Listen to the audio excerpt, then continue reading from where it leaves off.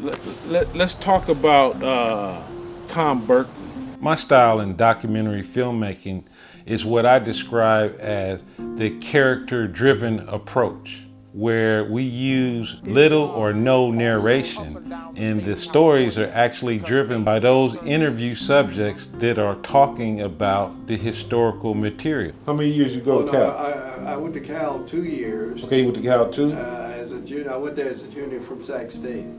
Working closely with my son on the production of this documentary has been a special experience for me, because not only has he helped to coordinate all of the production elements, but he's also helped to free my time up so that I can engage with the different documentary interview subjects in preparation for the actual interviews.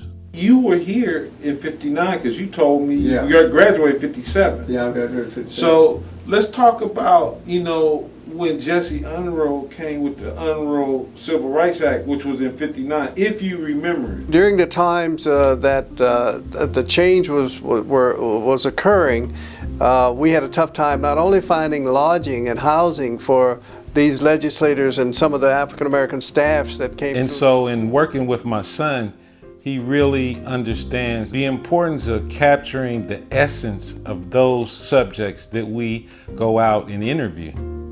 I always wonder what it is that allows some people the inner patience to work on something like a documentary. And some of us, if we can't do it today and boil it down to a very few short minutes and move on, are not satisfied because we want to do more.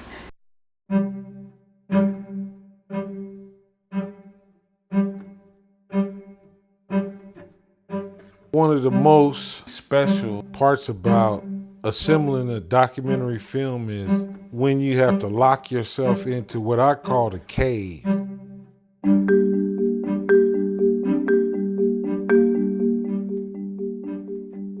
Where I'm just in total lockdown for months. And it's where I have to actually assemble all of the elements and put them all together to make a film.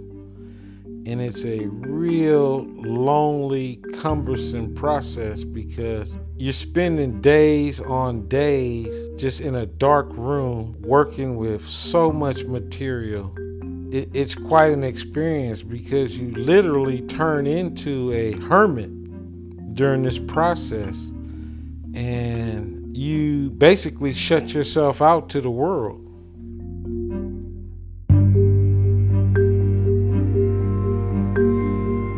The Rumford Fair Housing Act, but it is more than that. When I came across the audio of Martin Luther King talking about Byron Rumford in Proposition 14 and this big speech he gave at the LA Coliseum, I really wanted to use that material for the documentary, and I couldn't use it for the production because the cost was just going to be way too high. And Fair Legislation was a PBS documentary. And so the King estate were charging monies for every time the documentary was aired. And I had no control over how many times and how many markets this documentary was going to be aired in.